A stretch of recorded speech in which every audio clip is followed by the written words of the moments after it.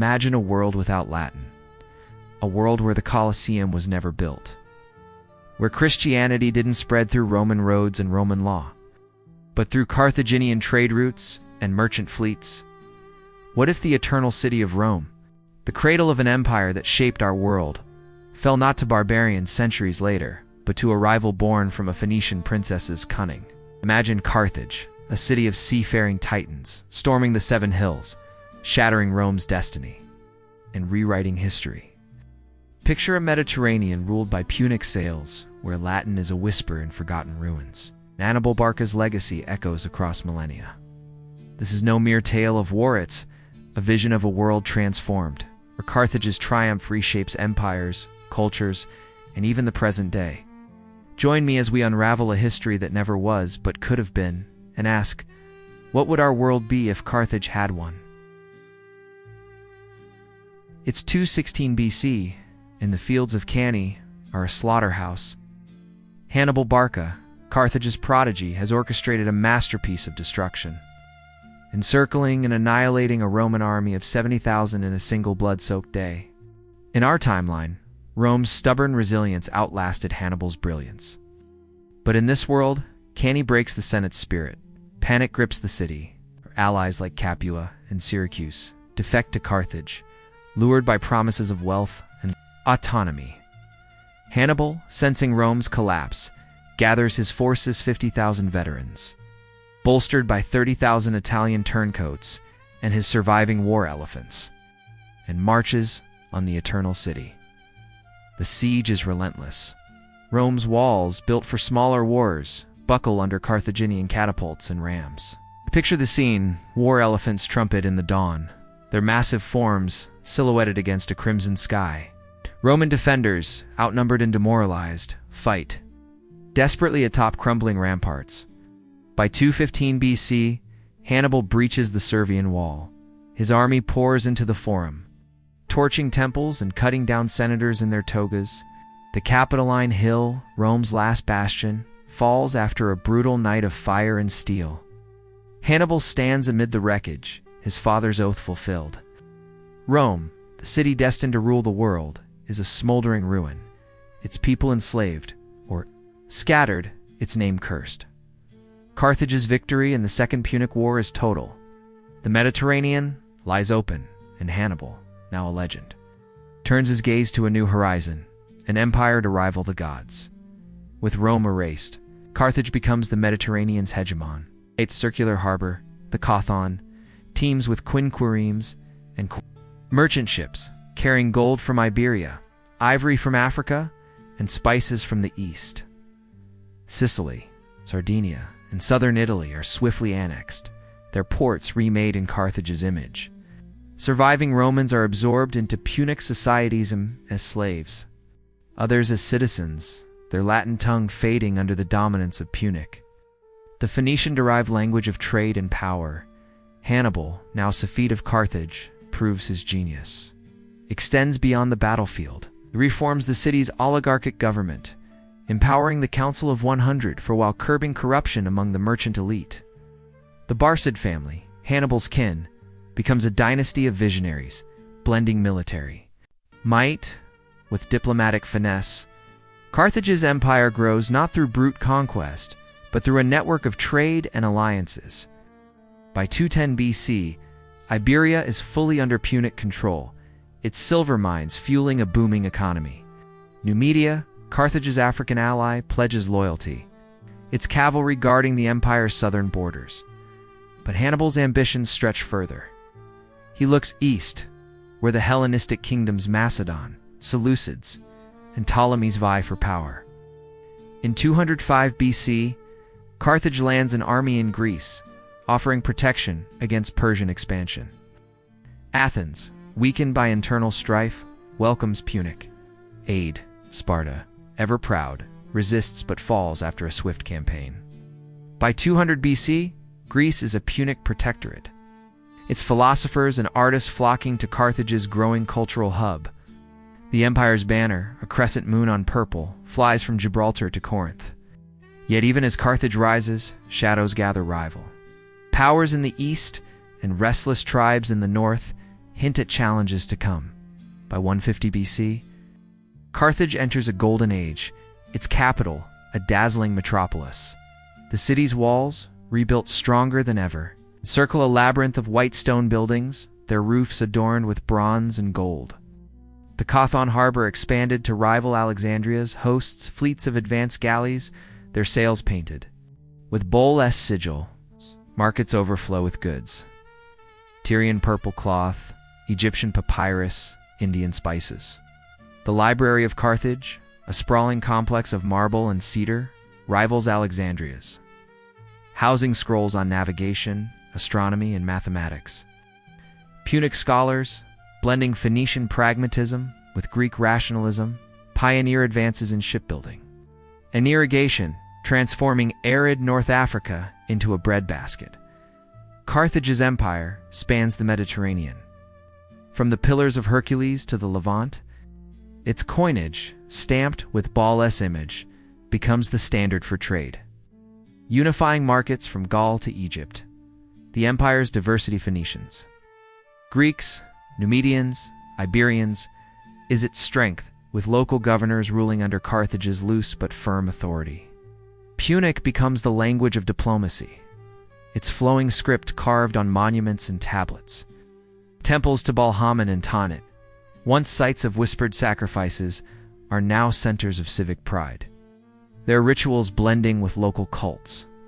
Hannibals, descendants the Barcids, rule as near kings, their charisma holding the empire together, but cracks appear. The aristocracy, sidelined by Barcid reforms, foments dissent. Distant provinces like Iberia and Sicily demand more autonomy there, leaders chafing under Carthage's taxes. To the east, the Seleucid Empire, reeling from Parthian incursions, eyes Carthage's wealth with envy. Hannibal's death in 183 BC, celebrated with a grand funeral, leaves a void. His son Hanno lacks his father's fire, and whispers of rebellion grow louder. You, the viewer, might ask, how does a city born from trade become an empire? Carthage's answer lies in its adaptability's ability to blend cultures, forge alliances, and wield wealth as a weapon. But wealth breeds envy, and empires built on trade are fragile when swords are drawn. By 100 BC, Carthage faces its first true tests.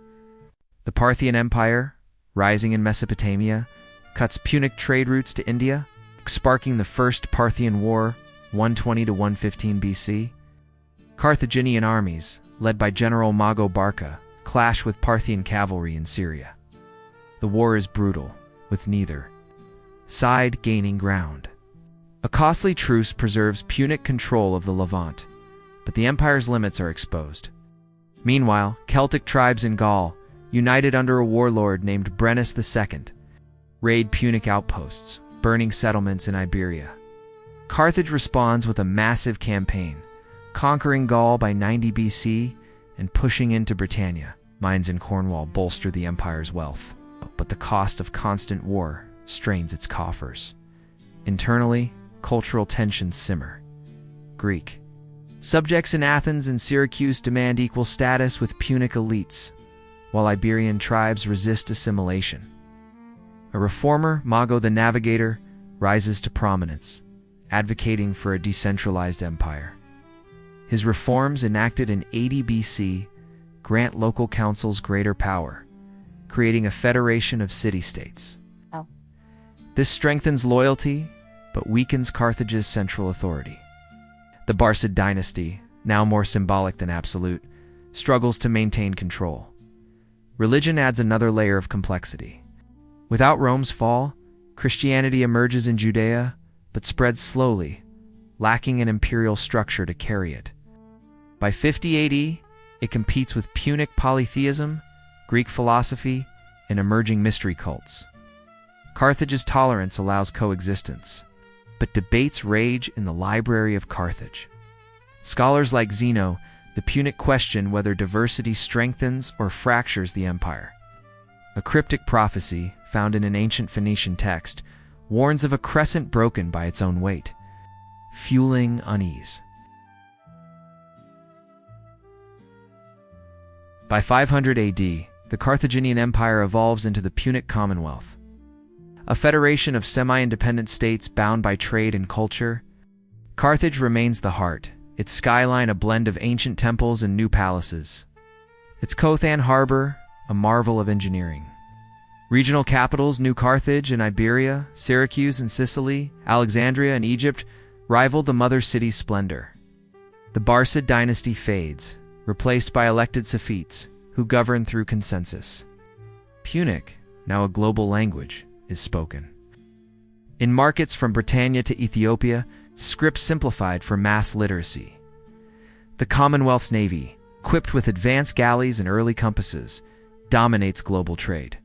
Punic explorers, inspired by tales of distant lands, reach the Americas by 800 AD, establishing colonies in what we call the Caribbean.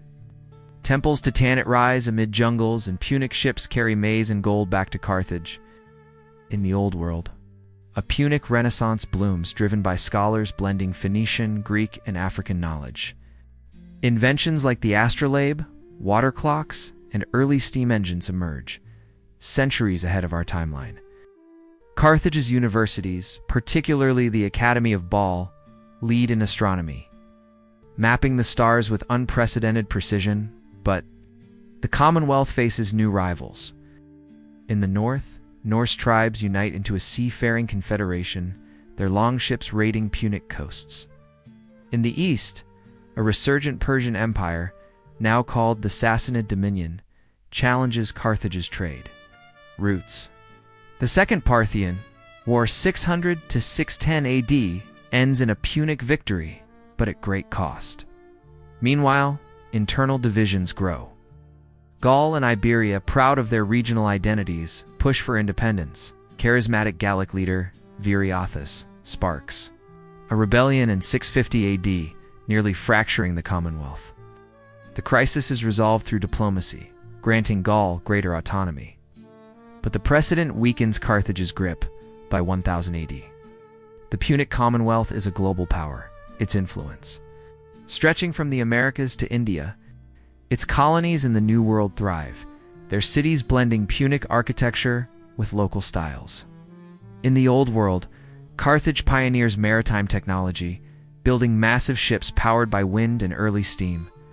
The Punic language evolves into dialects: Gallic Punic, Egyptian Punic, Caribbean Punic, reflecting the Commonwealth's diversity. Literature flourishes, with epic poems like the Saga of Hannibal rivaling Homer's works. Theater, blending Greek tragedy and Punic ritual, draws crowds to amphitheaters from Carthage to New Carthage. Religion remains a mosaic. Christianity, without Rome's legions to spread it, is one of many faiths, alongside Punic polytheism, Zoroastrianism, and new syncretic cults. The Commonwealth's tolerance fosters coexistence but also debate. Philosophers in Carthage's academy question the empire's purpose. Is it a beacon of progress or a fragile colossus? A second prophecy, discovered in 1100 AD, speaks of a sea of crescent moons drowning in light, fueling speculation about the Commonwealth's fate. By 1500 AD, Commonwealth faces its greatest challenge. A coalition of Norse and Persian powers, allied with rebellious Iberian states, launches the Great Trade War 1480 to 1495 AD. Punic fleets crush the coalition at sea, but the war exposes the Commonwealth's overextension. Reforms create a federal council, giving regions near equal power with Carthage. The empire survives, but as a looser federation, its unity tested by rising nationalism. By 2025, the Punic Commonwealth is a global federation. Its capital, Carthage, a futuristic metropolis. Skyscrapers with Phoenician motifs, crescent moons, stylized ships tower over the Cotham, now a hub for airships and solar-powered vessels. Punic, written in a sleek Neo-Phoenician script, is the world's diplomatic language. Taught alongside regional tongues like Gallic and Numidian, the Commonwealth spans Europe, Africa, and the Americas. Its cities blending ancient heritage with cutting-edge technology, culture thrives. Festivals honor Baal and Tanit, with processions of drones and holograms recreating Hannibal's victories. Punic cinema, blending epic storytelling with virtual reality, dominates global entertainment. Science leads the world, with Punic universities pioneering fusion energy and space exploration.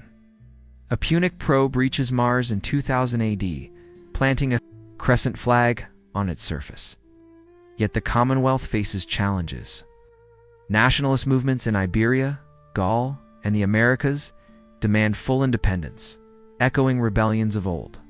A rising Asian power, the Indo-Persian Union, rivals Punic dominance. Sparking tensions over lunar mining rights, Carthage's victory over Rome created a pluralistic world, free of Rome's centralized legalism. Without the Dark Ages, technology advanced faster, but the lack of Roman unity left the world fragmented. Punic culture, with its emphasis on trade and diversity, fostered progress but also instability. The Commonwealth's strength lies in its adaptability, but its future is uncertain. Will it endure, or will it fracture under the weight of its own diversity? What does this alternate history teach us? Carthage's triumph at Cannae didn't just destroy Rome, it birthed a world where trade, not conquest, defined greatness. The Punic Commonwealth, for all its flaws, created a global tapestry of cultures, ideas, and innovations. Yet it also shows the fragility of empires, even those built on wealth and tolerance. The absence of Rome left a world richer in diversity, but poorer in unity, prone to conflict and reinvention. Now, I turn to you. Have you ever wondered what makes an empire last? Is it the strength of its ships, the brilliance of its leaders, or the stories it leaves behind? Carthage's victory gave us a world without Rome, but it also left us with enigmas. Would a Punic world be fairer or just as flawed as ours? Picture yourself in Carthage, standing by the Cauthin's shimmering waters, watching airships glide under a crescent moon. What do you see, a utopia, a fragile dream, or something else entirely? And here's a question to haunt you. If one battle could rewrite history, what other moments could have changed our world? Could a single choice, a single victory, reshape everything we know? The answers are out there, buried in the sands of time, waiting for us to uncover. Thank you for joining me on this epic journey through a world where Carthage reigned supreme. Keep exploring, keep questioning, because history is never truly written.